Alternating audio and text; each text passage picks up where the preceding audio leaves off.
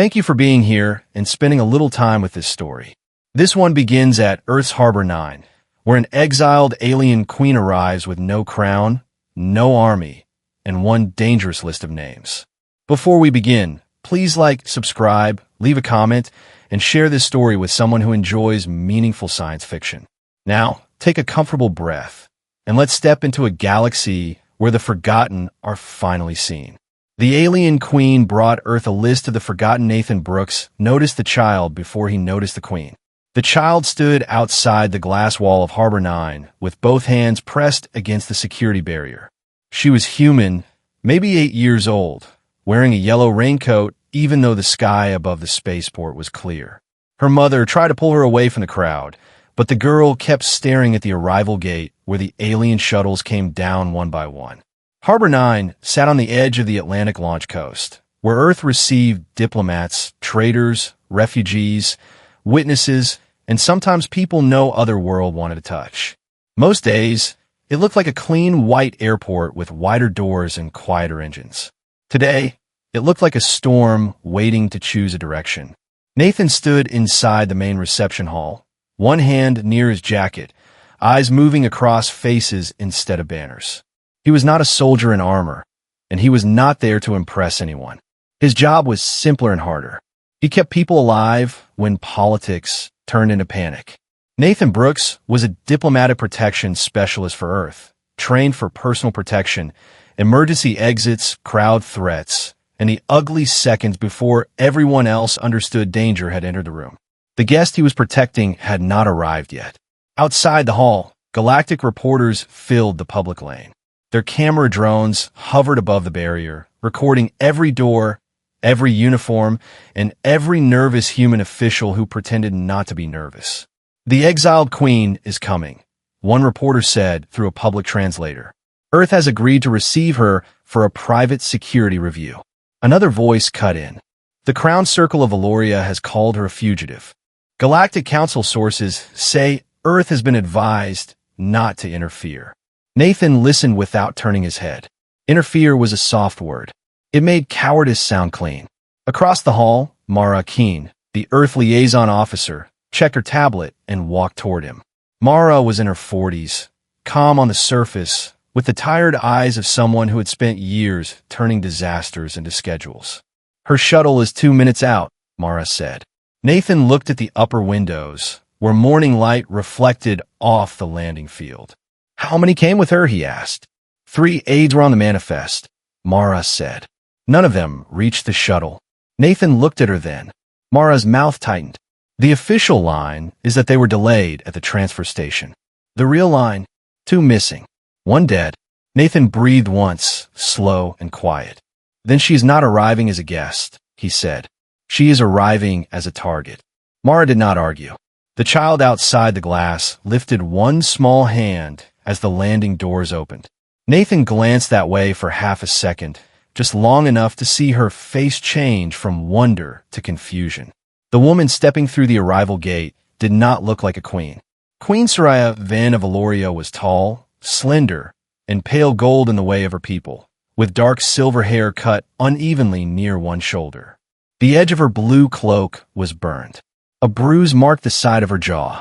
Thin red lines circled both wrists, as if restraints had been removed too late and too quickly.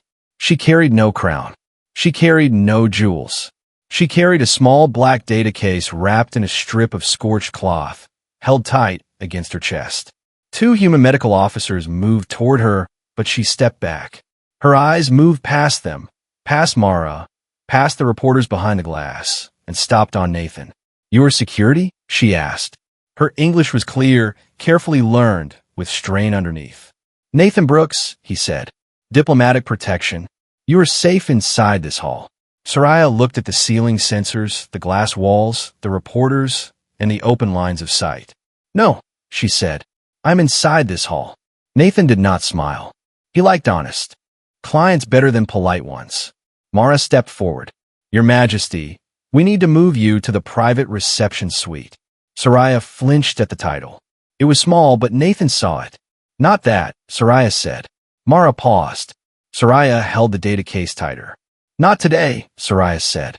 The reporters shouted from behind the barrier as she crossed the hall. Did you come to ask Earth for military support? Will you ask Earth to restore your throne?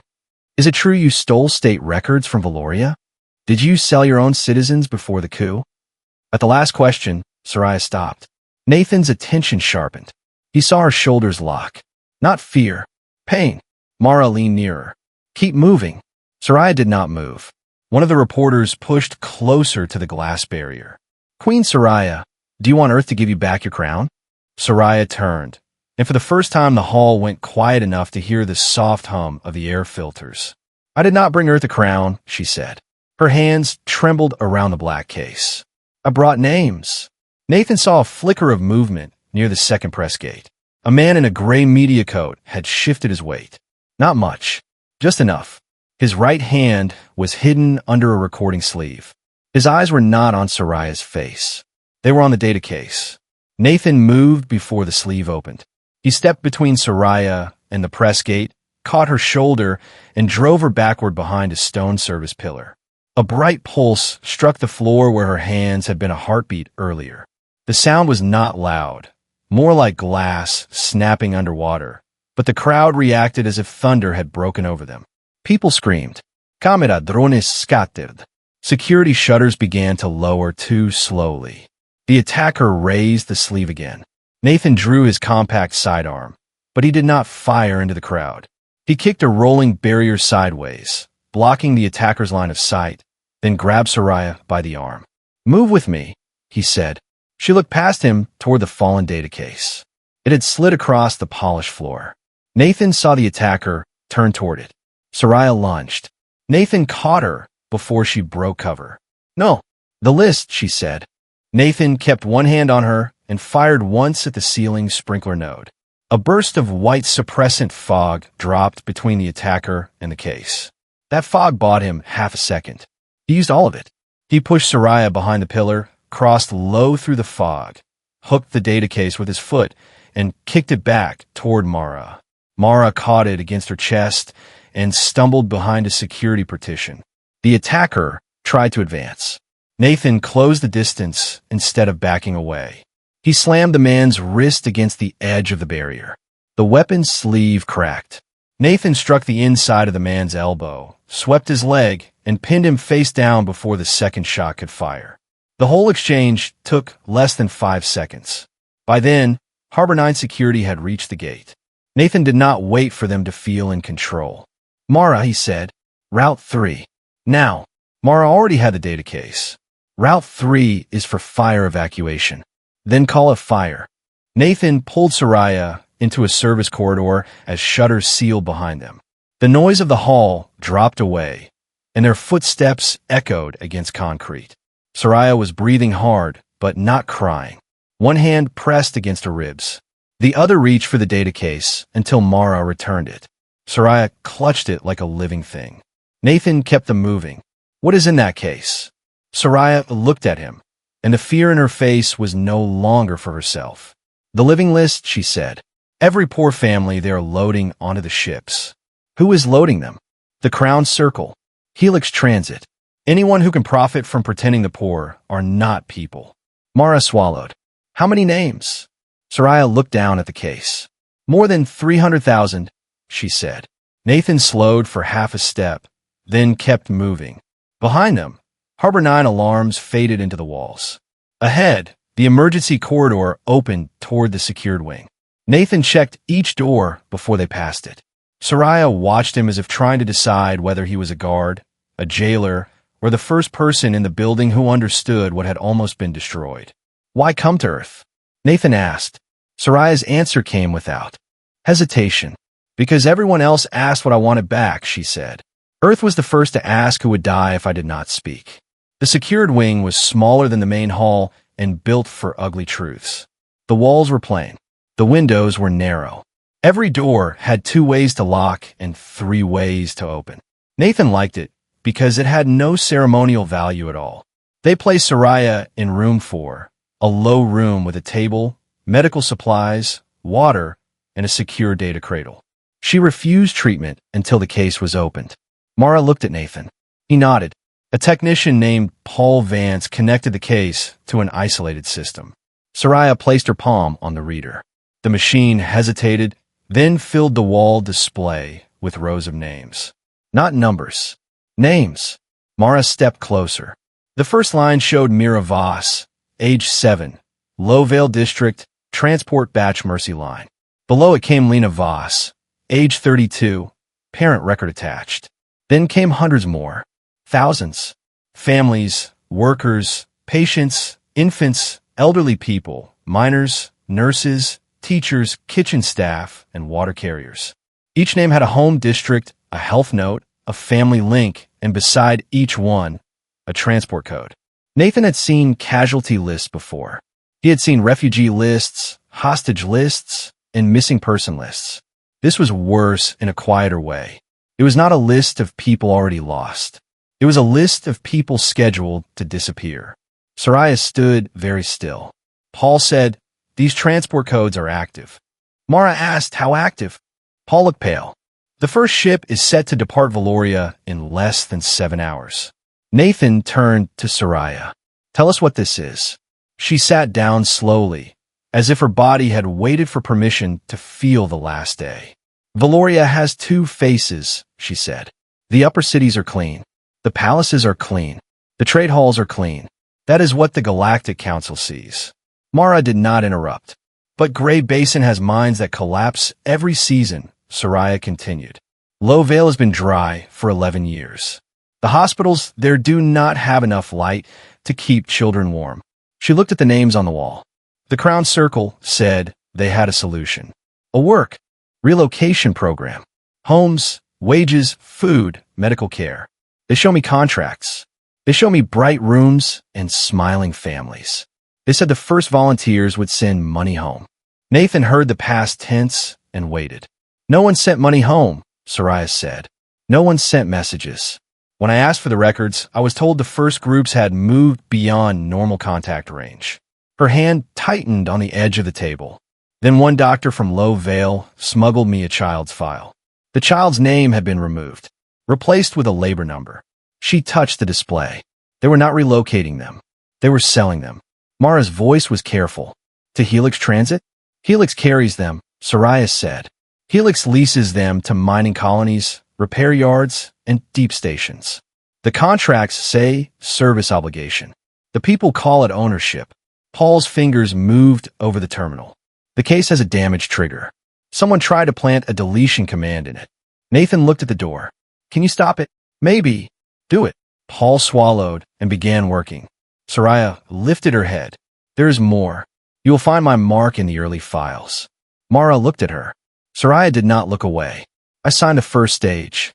The room went quiet. Nathan did not soften his face. He had learned long ago that people told the truth in pieces when shame held the rest hostage.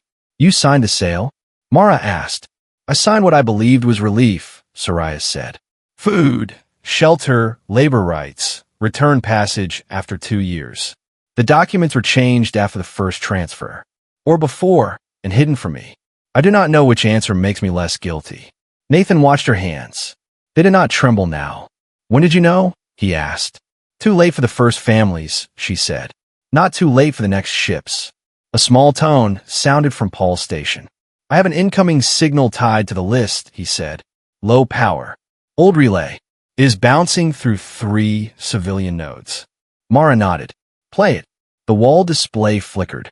A man's face appeared, broken by static. He was Valorian, older, with skin the color of dull brass and tired eyes under a medical cap.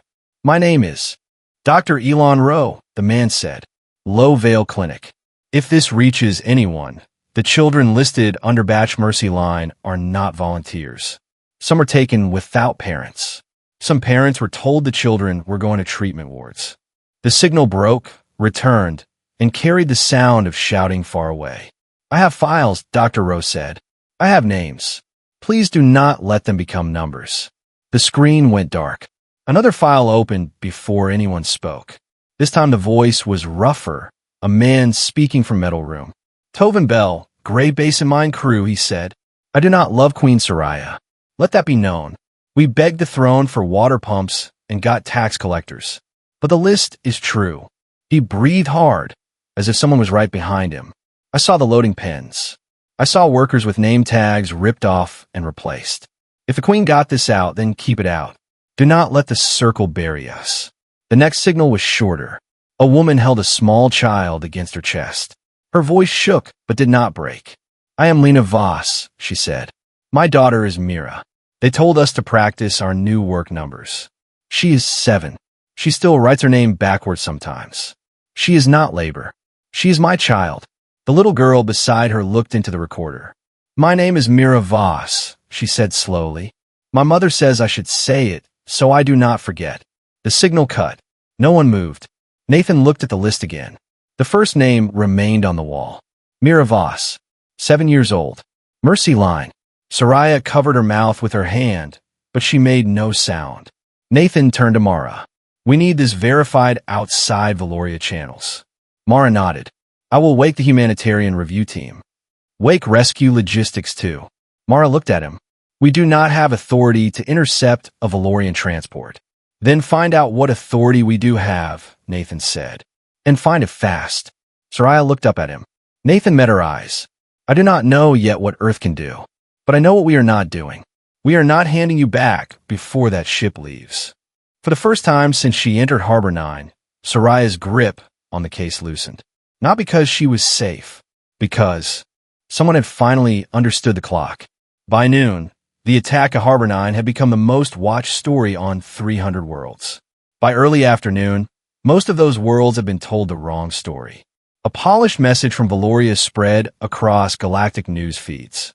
The crowned circle appeared in a chamber of blue stone and gold light. Every noble face arranged into sorrow. Lord Kale Run, the new voice of the circle, spoke gently enough to sound kind. Soraya Vin has stolen protected citizen records and fled lawful review, he said. We ask Earth to respect Valorian sovereignty and return her before more harm is done. He did not say poor. He did not say children. He did not say mercy line. Helix Transit released its own statement soon after. The company used soft images of clean dormitories and smiling workers. They call the transport program a path to dignity for families trapped in failing districts. Nathan watched the feed from the secured wing while Paul and 3 Earth analysts worked to protect the list. Soraya stood near the window, listening. On the screen, a Helix representative said, every participant is documented and voluntarily enrolled. Soraya shut her eyes. That word, she said. Nathan glanced at her. Voluntary, she said. They use it like a cloth over a body. Mara entered with 2 cups of coffee and a face that said the day had not improved. The Galactic Council has sent an advisory, she said. Not an order? Nathan asked. Not yet. They advise Earth not to expand protection or provide transport access until a full interworld review can determine legal status. How long does a review take? Mara set the coffee down. Longer than 7 hours. Nathan looked at the wall clock. 5 hours and 12 minutes until Mercy Line leaves. Mara gave him a tired look. I know. Paul leaned back from his terminal. The deletion command is contained, but not gone. It was planted deep. If we had opened the case on a public system, the list would have wiped itself. Nathan looked at Soraya. Who had access before you ran? The Crown Archive Office, she said. And my private seal. Could someone use your seal against the list? Soraya's face changed. Yes. Paul heard it. I need that seal key. Soraya stared at the display. If I give it to you, you will see every authorization tied to the program. Including yours, Nathan said. Yes. Mara said nothing. She let the silence do what pressure could not. Soraya walked to the table and placed her hand on the reader. Open it. Paul began the deeper scan. More files unfolded on the wall. Nathan did not need to understand every line. He understood enough. The first documents had warm language, relocation, work access, health review, return rights. Then hidden attachments changed the terms. Return rights became conditional. Family contact became optional. Names became transport numbers. Medical exceptions disappeared. At the bottom of the earliest file was Soraya's mark. Mara looked at it, then at her. Soraya's voice was low. I thought I was signing food and work. Nathan asked. Why did they need your mark? Because the poor districts were Crown responsibility, she said. The circle needed my approval to move them. I gave it, and when you try to stop it, they said I had become unstable. They said I was shaming Valoria in front of the council. Then they removed my guards. She looked at the list. I was a queen when they lied to me, she said. I was a prisoner when I learned how many believed me. Another alarm sounded, softer than the first but worse in Nathan's mind because it came from inside the secured wing. Paul sat upright. Someone just used Valorian diplomatic credentials at the east access door. Nathan was already moving. Mara, keep her here. Soraya reached for the data case. Nathan stopped at the door and looked back. No, stay away from windows, screens, and doors. If I am wrong, you lose 5 minutes. If I am right, you keep breathing. She did not like it. That was good. People who wanted to stay alive were easier to protect than people trying to become symbols. Nathan stepped into the hall with 2 Earth security officers behind him. The east access door opened into a narrow receiving room. 3 Valorians stood there in dark formal coats. The one in front held a sealed document. I'm Envoy Marek of Valoria, he said. We have lawful transfer papers for Soraya Vin. Nathan looked at the document, but did not take it. This wing is under Earth protection. Your protection is temporary, Marek said. Her legal status is not. Then you can wait for liaison review. Marek smiled with practiced regret. The review has already been completed. Nathan looked at the seal. It was nearly perfect. Nearly was not perfect. The lower curve of the Valorian crest had been flattened, as if copied from a broadcast image instead of an original state key. Nathan kept his voice even. Who issued this? The Crown's Circle. Which office? Marek's eyes shifted. It was small. Enough. Nathan took 1 step back, not forward. People expected guards to move closer when they felt threatened. Nathan preferred to make liars walk into the space they wanted. Say the office, he said. Marek's right hand moved. Nathan caught his wrist before the hidden blade cleared the sleeve. He drove Marek's arm into the doorframe, turned his body between the blade and the officers behind him, and used the man's momentum to put him on the floor. The second Valorian reached for his coat. Nathan's officer struck first. The third ran. Nathan did not chase. He closed the east door and locked it. The third Valorian slammed into the glass panel from outside, then vanished down the service walk. Nathan keyed his comm, 1 runner leaving east access. Do not let him near the public lanes. Non-lethal if possible. He may have diplomatic cover. Mara's voice came through. Soraya is secure. Nathan looked down at Marek, whose face had lost all its smooth sorrow. Paper first, Nathan said. Blade second. That tells me a lot about your law.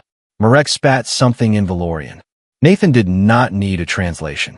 The attempt changed everything. Earth could have ignored speeches. It could not ignore forged transfer papers and armed men inside a protected wing. Mara used the incident to secure emergency witness status for Soraya. Harbor 9 shifted from reception mode to humanitarian lockdown. The change was not dramatic. No flags dropped. No anthem played. Doors sealed. Medical teams arrived. Translators were called in. Temporary. Intake lanes opened in the old cargo wing. Earth became a shelter 1 room at a time. Nathan found Soraya in room 4, watching a silent replay of the forged transfer attempt. She looked less frightened now and more ashamed. They will not stop, she said. No, Nathan said. They will not. I can still leave. Mara looked up sharply. Soraya kept her eyes on Nathan. There are people off-world who would hide me. Old loyalists. They would help me make a claim later. And the list? Nathan asked. Her jaw tightened. They would tell me to trade it, she said. For recognition. For leverage. For a chance to return. What do you want? The question seemed to hurt more than an accusation. Soraya turned to the wall display. Myra's name still sat near the top. I want that child to have a name tomorrow, she said. Nathan nodded once. Then stay. The next hours moved with a cruel kind of order. Earth's humanitarian review team confirmed that the first transport, Mercy Line, was real. It sat in Valorian orbital space, listed as a voluntary relocation vessel, with 3,412 passengers aboard.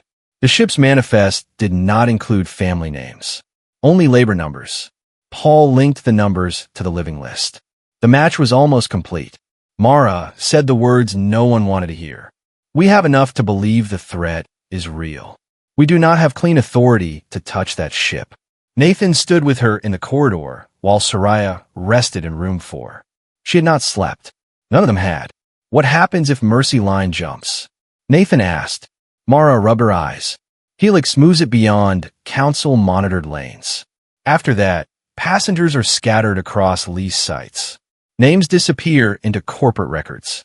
Even if an inquiry opens later, people will be hard to find. Hard is not the word. No, Mara said. Lost is the word. A new message arrived on Mara's tablet. Her expression hardened. Helix Transit has issued a service warning, she said. If Earth interferes with contracted movement, they may suspend medical shipments through their relay network. Nathan looked through the narrow window at the old cargo wing, where Earth workers were setting up cots. How many shipments? Enough to scare people. Enough to make a stop? Mara looked at him. That is not my call. Nathan said nothing. Mara lowered the tablet. But I know what you are asking. If we open a humanitarian corridor, Earth will pay for it. Not in speeches. In shortages. In hearings. In deals frozen for months. And if we do not, Mara looked toward room 4. Then a ship full of people becomes paperwork, she said. The first public release went out an hour later. It was not a speech from Earth. It was not an accusation from Soraya. It was a verified clip of Lena Voss holding Mira and saying her daughter's name. Then Dr. Elon Rowe's medical files appeared, with private details removed, but enough left to show children had been separated from families. Then Tovin Bell's recording from Grey Basin played across human networks, then across sympathetic outer worlds, then into the feeds that had mocked Soraya all morning. By late afternoon, the public story began to change. Not everywhere, not enough, but enough to make the Crown Circle nervous. That was when Mercy Line went silent. Paul cursed under his breath, then apologized because Soraya was in the room. The ship just cut civilian relays, he said. No outgoing passenger channel. Helix routing only. Soraya stepped forward. Can you find them? We know where they are, Paul said. We cannot talk to them. Nathan looked at the clock. Time. 2 hours and 8 minutes to jump. The door opened, and Mara entered with another message. She did not speak it aloud at once. Nathan knew. Council. Mara nodded. The Galactic Council is upgrading the advisory. They're calling for restraint by all outside parties. They say Valoria retains jurisdiction over its citizens and vessels. Soraya laughed once. It was not humor. It was something breaking cleanly instead of bending. Citizens, she said. They remember the word when it gives them ownership. Nathan looked at Paul.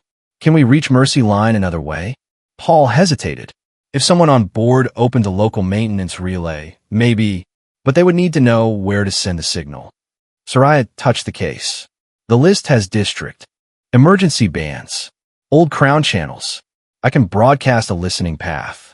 Will that expose us? Mara asked. Paul answered. Yes. Nathan looked at Soraya. We'll expose people on the ship. Paul said, if Helix catches the source, yes. Soraya looked at Myra's name again. They're already on the ship.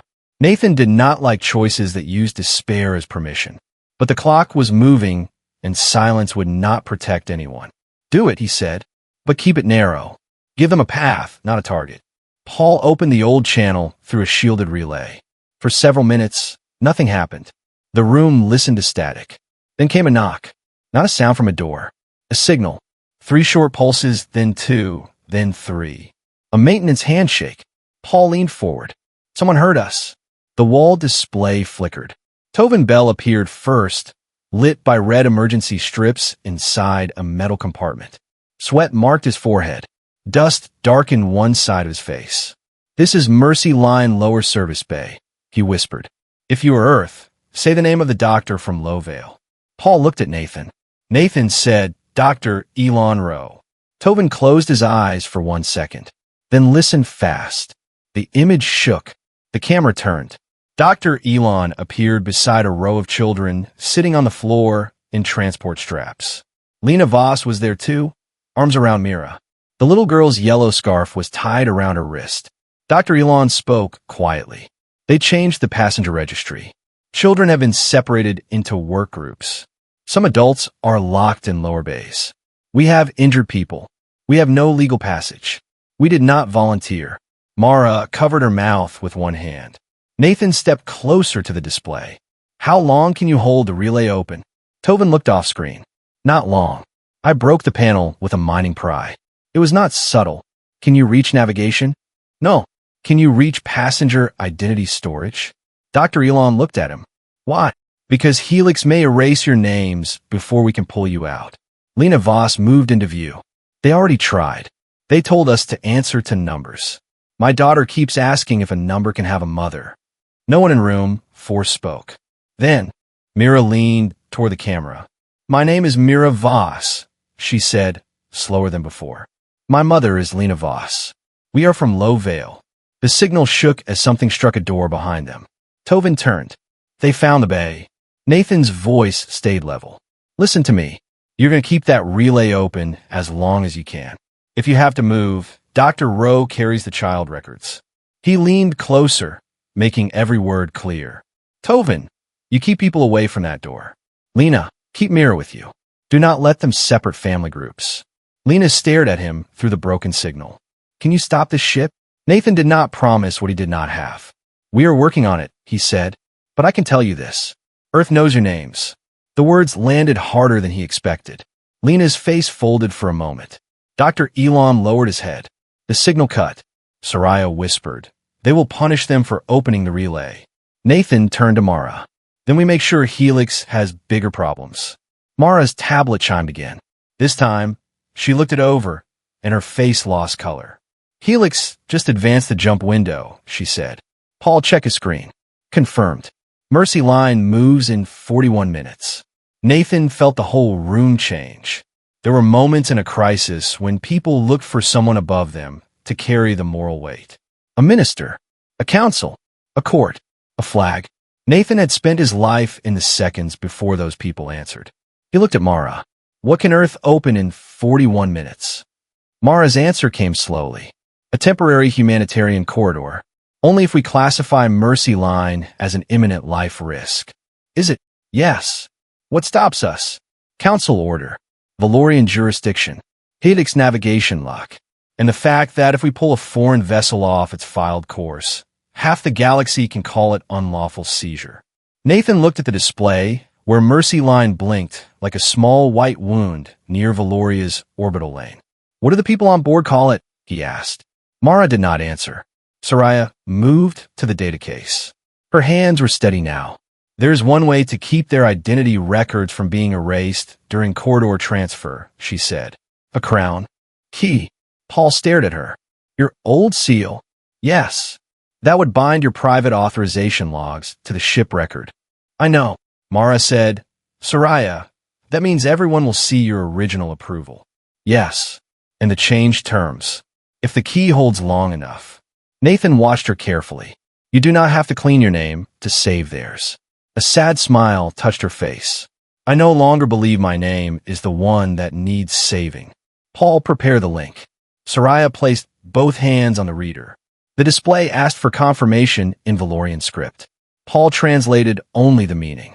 It says this will open all related crown files. Soraya looked at Nathan.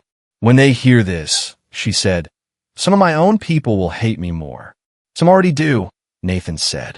I know, but if you do this, they will know why you came. Soraya looked back at the names. Then open it. The wall filled with records. The first document showed Soraya's mark, bright and undeniable. The second showed the contract she had been given, with return rights and family protections. The third showed the hidden amendment, signed by the Crown Circle after her approval, stripping those rights away. The fourth showed Helix payment schedules tied to passenger numbers. Then the passenger registry on Mercy Line began to change. Labor numbers flickered. Names appeared beside them. Mira Voss, Lena Voss, Elon Rowe, Tovin Bell, thousands more. Paul's voice shook. The key is holding. Mara looked at Nathan. The corridor team needs authorization. Nathan did not have the highest rank in the building. He did not pretend he did. But there were authorizations written for moments when waiting meant death, and Nathan had spent his career learning exactly where those lines were. Under imminent life risk and witness preservation, he said, "Open Harbor 9 Humanitarian Corridor. Route Mercy Line to Intake Lane 7. Record every second." Mara stared at him for one breath, then nodded and transmitted the order. Soraya closed her eyes. Outside Harbor 9, above Earth, quiet machines turned toward Valoria's distant lane and opened a path that had never been used for a ship like Mercy Line. The Galactic Council sent its warning 3 minutes later. Mara looked it over once and set it aside. Nathan did not ask what it said. He knew. Stop. Wait. Respect process. Let the ship go. Mercy Line did not go. Helix tried to force the jump. The ship's course stuttered. The humanitarian corridor caught the vessel's emergency beacon and pulled it into a narrow legal gray space where no corporation had planned to be seen. Paul shouted, "They are fighting the corridor." Nathan keyed the open channel. "Mercy Line, this is Earth Harbor 9. If any crew can hear me, your passengers are under humanitarian protection. Cut your jump drive and prepare for assisted approach." No answer.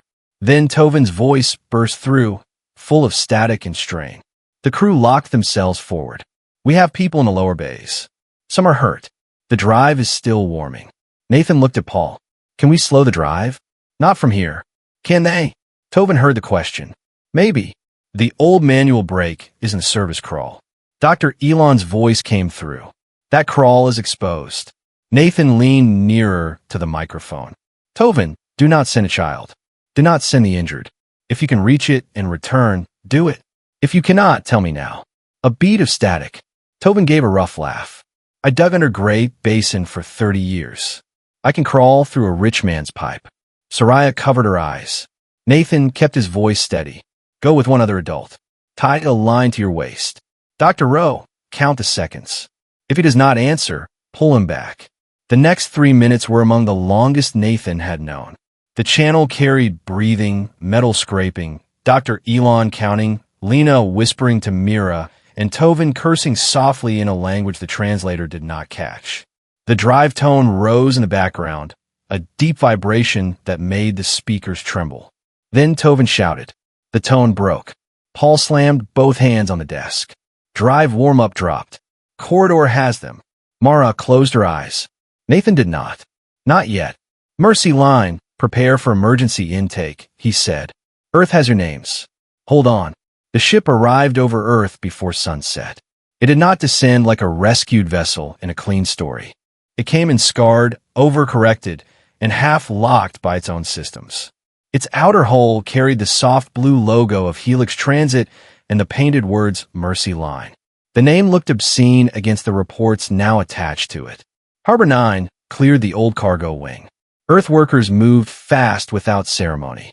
They set up water stations, medical beds, translation bands, child reunification tables, and quiet rooms for witnesses. No one called it history. They called it intake. Nathan stood at the first security line as the ship settled into the receiving cradle. He had not slept in nearly a day. His shirt was stained with smoke suppressant and someone else's blood from the first attack. His voice remained even. "Medical team to the left," he said. "Family registry straight ahead. No weapons beyond this point. No press in the intake lane. Anyone who pushes a camera into a child's face gets removed." Mara stood beside him. "Council observers are demanding entry." "To the intake lane?" "Yes." "No." "They will complain. Give them chairs somewhere else." Mara almost smiled. "Gladly." Soraya waited 10 steps behind Nathan. She had refused a clean, ceremonial robe. She wore the burned cloak she had arrived in. Not for drama, Nathan thought. For truth. The ship door opened. For several seconds, no one came out. Then Dr. Elon Rowe appeared, carrying a medical bag in one hand and holding a boy upright with the other.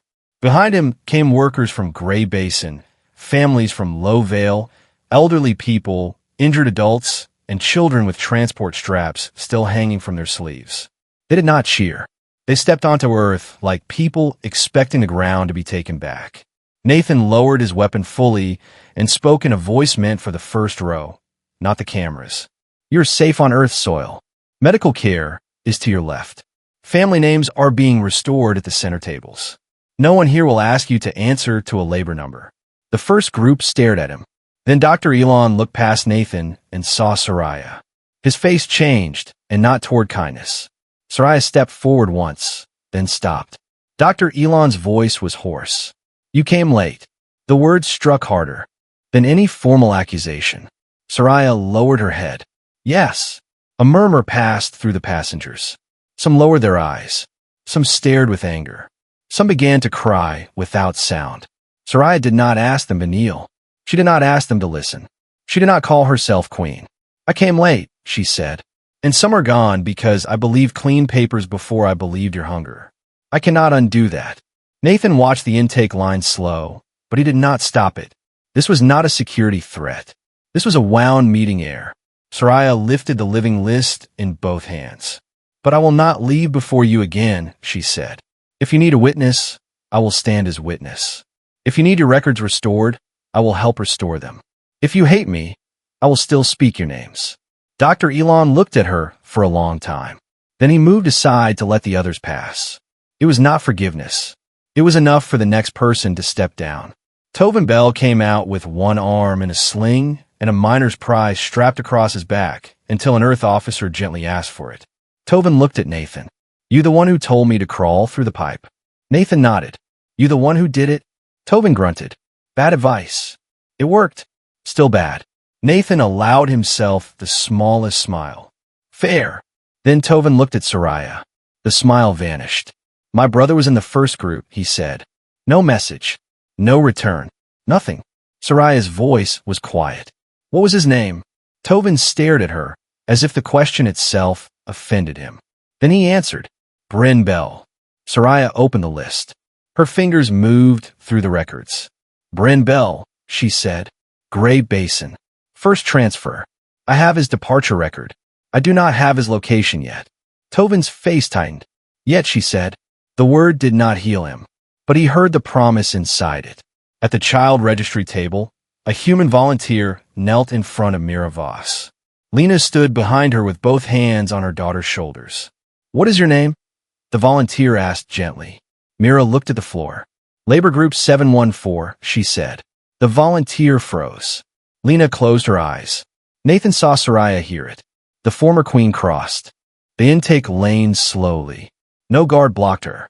No citizen bent to her. She knelt on the concrete floor in front of Mira, her burned cloak pooling around her. May I tell you what is written on my list? Soraya asked. Mira looked at her mother. Lena's face was wet. She nodded. Soraya turned the display so the child could see. It says your name is Mira Voss, Soraya said. It says your mother is Lena Voss. It says you are from Lowvale. Soraya looked at the child and softened her voice. It also says you like blue fruit cakes from the winter market because your clinic file says you once traded medicine stickers for them. Mira stared. The detail was so small that it broke the room more than the rescue had. My grandmother made those, Mira whispered. Then the list remembered correctly, Soraya said. Mira touched the labor tag on her shirt. They said this was my name now. Nathan stepped forward and crouched beside an Earth intake officer. He removed the tag carefully, without ripping the child's clothes, and handed it to Mara. Then he took a blank Earth shelter card from the table. He wrote slowly, in large clean letters, Mira Voss. He pinned it where the labor tag had been. There, Nathan said. That is the name we will use. Mira looked down at it. Her mouth trembled. Lena dropped to her knees and wrapped both arms around her daughter. Across the intake lane, people began to say their names. Not loudly at first. One by one. A man from Gray Basin. A woman from Lowvale. A boy who remembered only his first name until Dr. Elon found his family file. An elderly couple who had been assigned different labor groups found each other again beside a water station. The sound filled Harbor 9 in a way no anthem could have done. Galactic Council observers watched from behind a glass partition because Mara had given them chairs somewhere else. Their faces were pale, uneasy, and much too late. By morning, the council could no longer call Mercy Line a jurisdictional concern. The whole galaxy had heard the passengers. The whole galaxy had seen the labor numbers removed. Public pressure struck faster than any formal inquiry. Worlds that had stayed silent began demanding a hold on all Valorian transfers. The Crown Circle denied everything for 6 hours. Then the hidden amendments became public. Helix Transit tried to blame a regional office. Then the payment schedules spread across every major feed. The council opened an investigation because it had no clean path left to avoid one. Not because it had suddenly grown a heart. Because Earth had made the missing visible before the powerful could bury them again. Nathan did not watch the hearings. He spent the next day in the cargo wing, where families were still being registered, treated, reunited, and given quiet places to sleep. Soraya stayed there too. Not in the official guest quarters. Not in the diplomatic wing. She sat at a folding table with Dr. Elon, matching names to records, marking the missing, and writing down every person who had boarded Mercy Line and every person who had not made it that far. At one point, Mara found Nathan near the intake doors. "You should rest," she said. "So should you. I am better at ignoring my own advice." He looked toward Soraya. She was listening while Tovin Bell gave her a list of Great Basin families from memory. His voice was hard. Hers did not defend itself. "Will they put her back on the throne?" Mara asked. Nathan shook his head. "I do not think she wants it. Someone will offer. She will refuse." Mara studied him. "You sound sure." Nathan watched Soraya write down Bren Bell's name with care. "She came here with a burned cloak and a list," he said. "If she wanted a crown, she would have traded the list before she reached the door." Mara followed his gaze. "Earth is going to pay for this," she said. "Yes. Helix routes. Council pressure. Valorian outrage. Months of it. Probably. Would you make the same call again?" Nathan watched Mira Voss sleep under an earth blanket beside her mother. The new shelter card with her real name rested on the table near Lena's hand. "Yes," he said. Mara nodded. "Good." Later that evening, Soraya stepped outside Harbor 9 for the first time since her arrival. The public barriers had been moved farther back, but people still gathered beyond them. Some were human families. Some were off-world. Workers. Some were reporters. The little girl in the yellow raincoat was there again, holding her mother's hand. Soraya stopped when she saw the crowd. Nathan stood beside her, not in front this time. The immediate danger had passed. Not the whole danger. Never that. But enough for her to stand where she could be seen. "They are waiting for a speech," she said. "Probably. I do not have one." "Then do not give one." She looked at him. Nathan nodded toward the cargo wing behind them. "You already said what mattered inside." For a while, Soraya said nothing. Then she walked to the glass barrier, not as a queen, not as a restored ruler, and not as a symbol polished clean by crisis. She walked as a woman who had arrived too late and had chosen not to leave. The child in the yellow raincoat raised her hand again. Soraya placed her palm against the glass on the other side. No one cheered at first. Then from somewhere behind Soraya, a small voice called out, "My name is Mira Voss." Another voice followed. "Lena Voss." Then another. "Elon Rowe." "Tovin Bell." The names moved through the cargo wing, through the open doors, through the watching crowd, and through the feeds that had once called them labor groups. Nathan stood at the entrance and listened. On the main registry screen inside Harbor 9, the old codes continued to change. One by one, labor numbers disappeared. Names took their place. Earth had not saved everyone. Not yet. It had not fixed the council. It had not healed Valoria. It had not made the powerful kind. But a ship that was supposed to vanish had arrived. A child who had been told to answer to a number now wore her name. A former queen had chosen witness overthrown, and a door that the galaxy expected to stay closed had opened. Nathan Brooks stayed by that door until the last family from Mercy Line walked through. Maybe that was the quiet miracle Earth gave them. Not a crown, not a throne, not a victory speech for the galaxy to applaud. Just a door that opened when every other door had closed. Nathan Brooks never asked the rescued to thank him. Soraya Vin never asked them to forgive her. And the people of Valoria did not step onto Earth as symbols, numbers, or evidence in a political fight. They stepped down as mothers, fathers, children, workers, doctors, neighbors, and names that still deserve to be spoken. In a galaxy that had learned how to hide cruelty behind clean words, Earth did something very simple. It remembered that a life is still a life, even when a system stops counting it. And sometimes, the strongest thing humanity can do is not conquer, not command, and not prove itself superior. Sometimes, the strongest thing humanity can do is stand at the door and say, "You are not forgotten here." Thank you for listening to this story. If it stayed with you, please give the video a like, leave a comment with a moment that moved you most, and share it with someone who enjoys meaningful science fiction stories.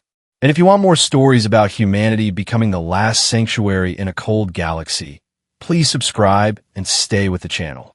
There are many more forgotten voices out there, and Earth is not done opening its doors.